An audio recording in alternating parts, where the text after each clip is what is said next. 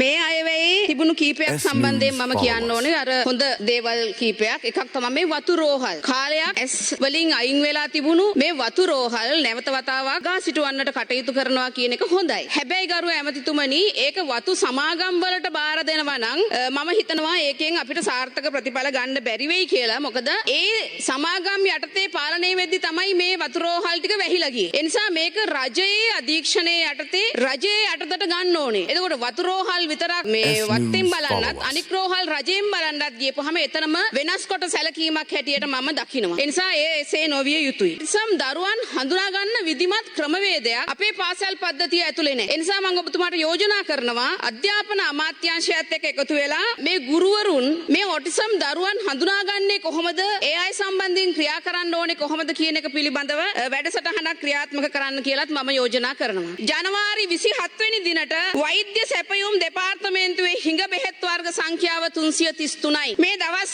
6ට ඒවා වෙනස් වෙන්න නැතුව ඇති කියලා මම හිතනවා. මේ රටේ බෙහෙත් වර්ග 333ක හිඟයක් තියාගෙන ජනතාවාන්දී ආණ්ඩුවක් මේ ආණ්ඩුව කියලා කියන්නේ කොහොමද? සෞඛ්‍ය නියෝජ්‍ය ඇමතුමා කියනවා ඖෂධ වර්ග 56යි අඩු කියලා. හිඟ කියලා. හැබැයි මේ වාර්තාව කියනවා 333ක් හිඟයි ඒව ගේන්න මාස 9ක් යනවා කියලා. ඒ නිසා සුද්ධ සිංහලෙන් එහෙම නැත්නම් ඇත්තටම කිව්වොත් තව මාස 9ක් යනකම් මේ බෙහෙත් වර්ග 333 හිඟයක් පවතිනවයි කියන එක මම මේ වෙලේ කියන්න ඕනේ. මෙන්න මේක තමයි ඇත්ත తත්වය. ඒ නිසා මම ඇමතිතුමාගෙන් ඉල්ලා සිටිනවා ජනමාධ්‍ය අමාත්‍යාංශයේ ඉඳලා ලිස්ට් හදාන්නේ නැතුව එන්නකෝනේ සෞඛ්‍ය අමාත්‍යාංශයේ පැත්තට ඇවිල්ලා ඒ ලයිස්තු ටික හදන්න එතන ඉඳලා ගත්තොත් ඕගොල්ලන්ට හරියට මේ හිඟය මොකද්ද කියලා බලා ගන්න පුළුවන්.